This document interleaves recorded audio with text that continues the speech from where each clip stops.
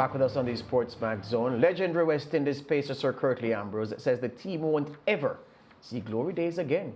Speaking on Talk Sports Live with Michael Bascom in Antigua and Barbuda over the weekend, Sir Curtly said it will be difficult for the West Indies to unearth players with similar talents to those from the team's glory days of the 1970s through to the early 1990s. This is part of what he said, quote, "This is no disrespect to the players we have now because we have a couple of guys who have some quality in them and can become great. But what we have to understand is that I don't think we will ever see those great, exceptional glory days again. It's going to be difficult to find another Viv Richards or a Haynes and Greenwich, a Brian Lara, Richie Richardson, a Malcolm Marshall, Curtly Ambrose, Courtney Walsh, Michael Holding, Andy Roberts, and the list goes on and on. Clive Lloyd. It's going to be extremely difficult to find those quality players again.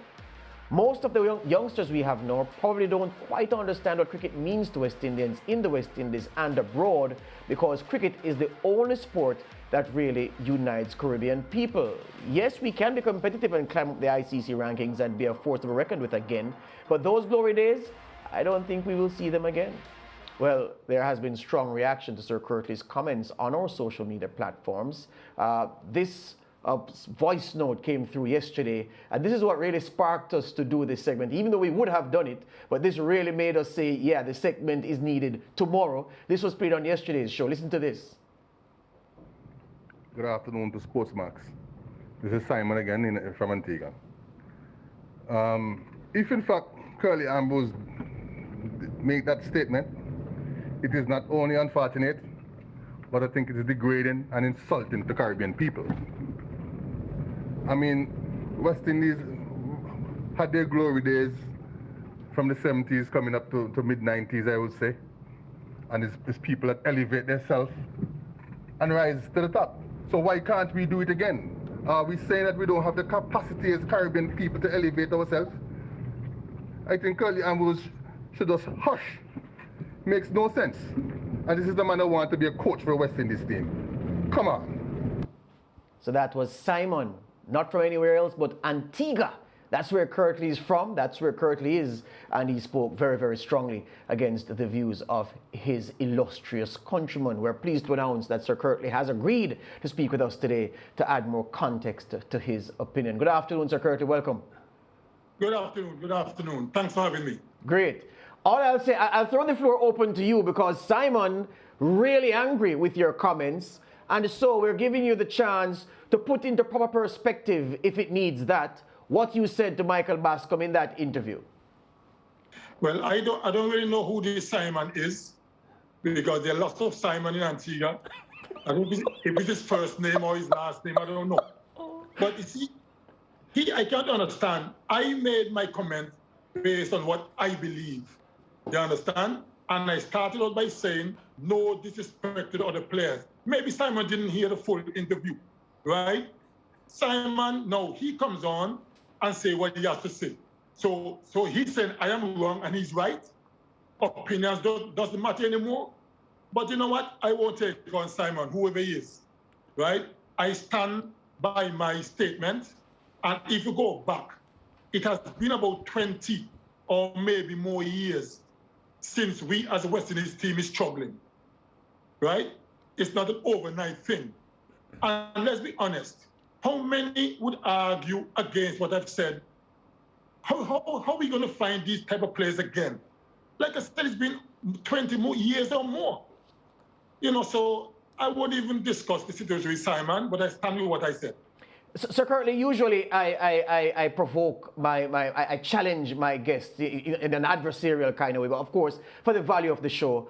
But unusually, I'm agreeing with you in everything that you said to Michael Bascom and even what you opened with now. And I took the trouble, Sir Curtly, and this is unusual, what I'm going to do now. I took the trouble of going through my library to find some things to support you in your argument, even though I don't think your argument needs any support from anybody. So if you just bear with me, Sir Curtly, I'm going to go here, and I'm going to draw for 3 books that I have.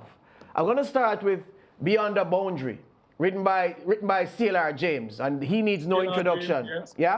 Mm-hmm. And I tell the viewers that C.L.R. James was born in 1901, and this is what this man born in 1901 said about cricket meaning to him. And I'm arguing it doesn't mean the same to these youngsters anymore, which is part of what you are saying and part of the reason why you've concluded what you've concluded. Listen to what CLR James, was born in 1901, said as a youngster. He said, I was given orders to stop playing cricket and get home by a certain train. I just couldn't do it. I would calculate it would take me 25 minutes to catch the train. Then I would think I could do it in 20, then just one last over, and then it was too late to try anyway. I invented excuses which would allow me to stay and play so I could take the late train. When I got into the 11, there were matches on Saturdays. I devised Saturday duties which the masters had asked me to perform. I forged the letters. I borrowed flannels. I borrowed money to pay my fare. I borrowed bicycles to ride to the matches and borrowed money to repair them when I smashed them. I was finally entangled in a web of lies, forged the letters, borrowed clothes and borrowed money, that it was no wonder my family looked on me as a sort of trial from heaven, sent to test them as Job was tested. CLR James says, 2 people lived in me. One, the rebel against all family and school discipline, and the other, a Puritan who would have cut off a finger sooner than do anything contrary to the ethics of cricket. This is what cricket meant to a man born in 1901. Quickly, if you might permit this, Sir Curtly. Gary Sobers, cricket crusader. Gary Sobers, of course, Sir Gary was born in 1936. He says, if you go to Barbados and see the youngsters playing Lilliput cricket, you will see what I mean. They play Lilliput in the street, on bare patches of ground, anywhere a pitch can be made. Every parish and the town have their Lilliput league. Whole families combine to make up teams so that family will play against family, street against street. And some of the teams will be made up from or contain youngsters who have not yet started school. This is Sir Gary talking about Barbados and how youngsters and families and districts used to love cricket. Michael Holding, the final one, born in 1954, 3 different generations. This is what he said. I stuck to cricket because it was a sport I enjoyed most, perhaps because it was also the best organized. From the time a schoolboy goes into his junior Coles team in Jamaica and shows some talent, his progression through the system is well planned, and so it was in my case. This doesn't happen in Jamaica anymore, Sir Curtly, and this is what you are talking about. Cricket doesn't mean the same to these youngsters anymore. That's why the thing that propelled people to be great back in your time and back in the time of these 3 men doesn't exist anymore. It certainly hasn't. The passion and the pride, and the will to win every single game, every series, to keep West Indies the best team in the world was really the driving force for the guys before me during my time, and that's one of the things I try to educate the players them when I'm coaching. When I'm doing coaching, it's not all about the technical aspect of cricket. It's the knowledge and what cricket really means to West Indians at home and abroad. So those are some of the things I try to teach as well. The history, the tradition. But Simon, I don't think Simon was listening. So let's just put Simon to one side. He just really, he don't run off his mouth without even understanding what's going on. He's an Antiguan. Tell him, come and see me tomorrow, let's talk.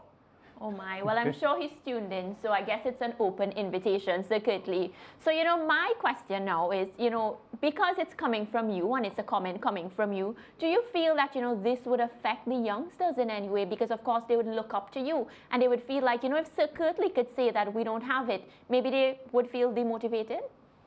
Of course, well, they should be. They should be, because my statement weren't really derogatory or anything. Yeah. Because I started by saying no disrespect. And I even went on to say some of these guys have the quality to be great players. But in terms of overall performances, it left a lot to be desired. That's what I'm talking about. So, I stick by what I said, and I don't mean to degrade or disgrace anybody or West Indies cricket. I will never do that.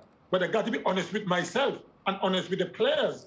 You know what I'm saying? So hopefully this could be motivation for these guys to prove me wrong. In a couple of years, they can say, Ambi, you said so-and-so 2 or 3 years ago. Look and see what's happening now. And I'll be quite happy. Very happy. Definitely. And, you spoke about that passion that you had in your time and that, your fellow teammates would have when they were playing cricket. Would you say that, a lot of the reason why the players now don't do as well is because there aren't enough resources pumped into it. You know, we are falling behind where those things are concerned. And of course, all the other countries are becoming powerhouses. Look at India, for example. Their B team were able, you know, to secure a win, yet West Indies A team can't do that. You see, what I believe, and I've said this many times before, that when we were the best team in the world, from the mid-70s to the mid-90s, I don't think the West Indies Cricket Board, well, they're now called Cricket West Indies, and territorial boards did enough to nurture and harness the talent that we had. They probably thought we will forever produce great cricketers.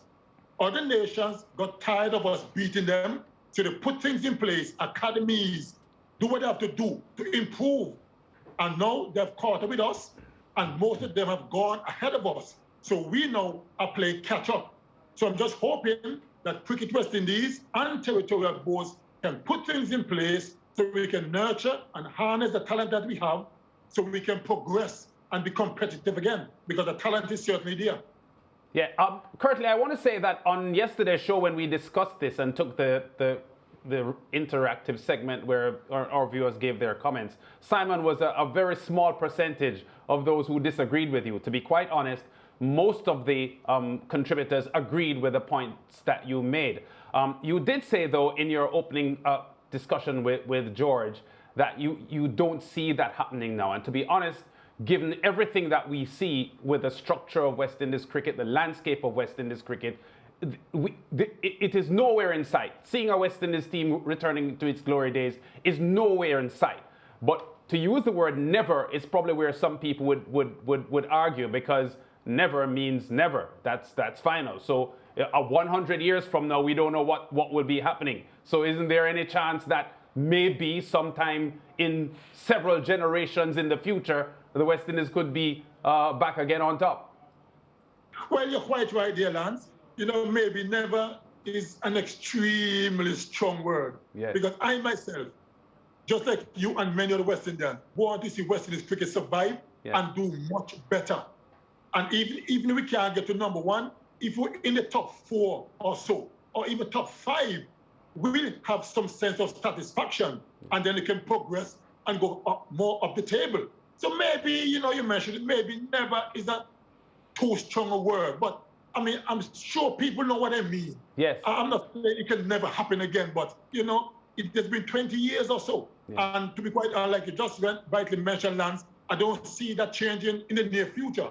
But no. Well, I put my hand up as a man. I said maybe never was a little too strong. Yes. But it will take some time. Well, I would go further to say it won't happen not only in the near future, but in the distant future. I don't see it happening either, but there are several generations ahead of us that things could change. But to be honest, Curtly, anyone who read your statements can connect with it, because what we saw in the 60s and 70s and the 80s and to the first part of the 90s was a phenomenal sort of dominance by West Indies cricket. And there's nothing, absolutely nothing, in our current landscape of cricket that suggests or resembles any return to that kind of dominance. That is so true. You know, and I've called a few names during my interview, and how are we going to really find those kind of players again? It's not impossible, but it's pretty close to it. I mean, you know, come on, let's be honest and be real. You know, we've seen flashes of brilliance from the team from time to time, but we are too inconsistent, and winning one game per series and stuff like that will never work. We got to start to win many more games, win many more series, and so we can climb up the ICC rankings and be a force to reckon with again. You know, so I am waiting and hoping that we can do that sooner rather than later, but it's going to take some time.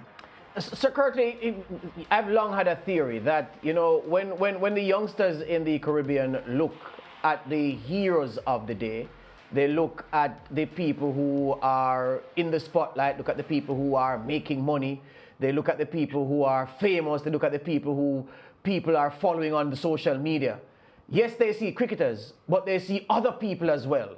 there was a time when the hero to the Caribbean boy, especially, now the girl is equal to the boy in terms of looking at cricketers and loving them. But back in the day, the Caribbean boy looked to the cricketers as the hero, saying, I want to be like Ambrose, I want to be like Larry Gomes, I want to be like Sir Gary, I want to be known as Atlas like George Headley, I want to be the next Alvin Carlicharan, I want to be Roy Fredericks. Lara, significantly influenced by Roy Fredericks, as we all know. So many things. But nowadays, that's not the case. They look at the NBA players, they look at the footballers, they look at the entertainers. It's not like back in the day when the entertainers were in the community and, you know, doing a little kaiso, doing a little calypso and being in the community, not being known abroad. No, these guys are all over the internet, millions of views on their songs. So the heroes are more varied. The heroes come in different aspects of life. And so the youngster would be inspired by someone they see out there, have so many heroes to choose from, as opposed to back in the day when the hero was the cricketer. Yes, I totally agree with you there. And one of the main reasons as well why it's like that, of course, we all have our heroes outside of cricket, because you guys know I'm a big basketball fanatic. Yes. So I got my NBA stars who I love and follow and all that stuff, you know, and other sports, football, you know, and everything. As let me say football or as in soccer. There's some people call it soccer. I want to make that clear. Yes. Not American football or Aussie rules. Football or soccer, you know? So we all have our different idols. But what happened was, when the West Indies team was the best team in the world, everyone wants to be another Viv or another Marshall or whatever the case might be. No, because we're playing so poorly, you know, many of these young cricketers, and you quite rightly mentioned social media. Back in our day, social media wasn't so rampant. So guys are exposed to a lot more now, and a lot more heroes and great athletes around the world. And because our team not doing so well, it's a little bit of a turn off. So guys tend to gravitate to other athletes who are more, you know, successful. So that's one of the reasons as well. Right.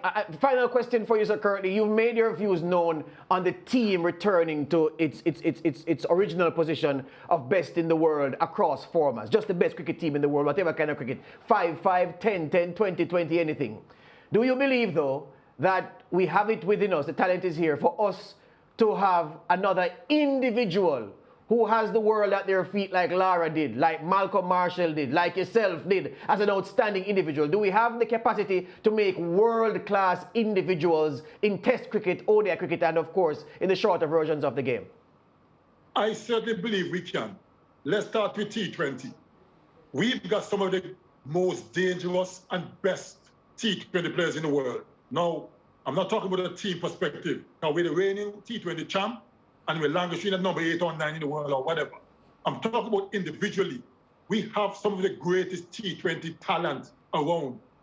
Andre Russell, you know, Karen Pollard and Dwayne Bravo and all these guys, Chris Gale, all these guys dominated T20 for many, many years and were sought after, were in demand. So yes, we have those guys. We get a couple of youngsters as well, guys like Puran and Hetmaya and these guys. If they can get their act together, they can be a force to be reckoned with as well in T20 cricket. Let's move forward to ODIs. We get a couple of guys there, guys like Shea Hope, who has done remarkably well in ODI cricket. A wonderful talent. I believe he can play both ODI and Test match. Even though he struggled a bit in Test matches, he's got some quality there as well. So we have guys, but my thing is we have to get them in the right environment, because most of these guys, when no cricket is being played and they go back to their territory, they tend to lapse a bit. They don't keep on working on the craft to get better. And then when camp is coming around, most of them come to camp trying to get in shape, trying to get fit, trying to get the ball onto the bat. By then you're too late. A camp isn't for that. A camp is to work on your game, prepare for the series coming up. Yeah. If you come to a camp looking to get fit or try to hit some balls or bowl some balls, you're too late. Yeah. Point made. Sir Curtly Ambrose, thank you very much for speaking with us, and we really appreciate you. And all the best. And don't be too hard on Simon if you come across him in the streets. Don't bowl him any bouncers, Curtly. We all entitled to own opinion, you know? Yes. But next time I come and see me, maybe I could sit him down and talk to him a little better so he can understand what I was saying. Excellent point. Thank you very much. All the best. All right. Thanks a lot, guy. Take care. Good. Sir Curtly Ambrose there. So yeah, so I did this because here's what I'm saying. So Michael Holdings, Whispering Death, Cricket Crusader by Gary Sobers, and Beyond the Boundary by Sailor James. Yeah. 3 generations, one man born in 1901, who was a cricket historian and one of the foremost thinkers in the Caribbean. Not many people, if anybody, understood and was able to articulate the language of cricket, especially West Indies cricket, better than Sailor James, the man from Tuna Puna in TNT. Sir Gary, Sir Gary from Barbados, and Mikey Holding from Jamaica. So I chose 3 different eras, 3 different territories. And what was common across all 3 is the love that as youngsters they had and the way they saw their cricket trajectory forward. And I'm saying that Barbados remains highly organized where cricket is concerned, very much so, to the envy of much of the Caribbean. TNT is also very, very strong at the youth level. But for most of the Caribbean, the facilitation for youngsters in cricket, it's just not what it was. In fact, it's a poor relation of what it once was. And Barbados and TNT alone and Guyana alone, those 3 alone can't produce the number of players that we need so we can cream off the best of that to field a world-class 11. And don't forget, team, when the West Indies were the best in the world, we didn't have a world-class 11. We had a world-class about 25. Yeah, that's true. So one man went out, a man came in, they were the best in the world still. So that's just the point I'm making, and I'm supporting Curtly 100% on that point. And now we're struggling to even pick a strong 11 because we've sat on this show so many times and, we're trying to pick a top 11 and it's so difficult. Yeah, the point you made, George, very, very strong because what cricket meant to a youngster in the 60s, 70s, 40s, 30s in the Caribbean doesn't even remotely resemble what youngsters feel about cricket now. And that was part of the reason why the West Indies became so strong. I leave you with this. Mariah, do you realize what Sailor James said? He would rather lose a finger than do anything to damage the ethics of cricket. That's how much he loved cricket. That love doesn't exist anymore, sadly. Back with more after the break. This is the Sportsmax Zone.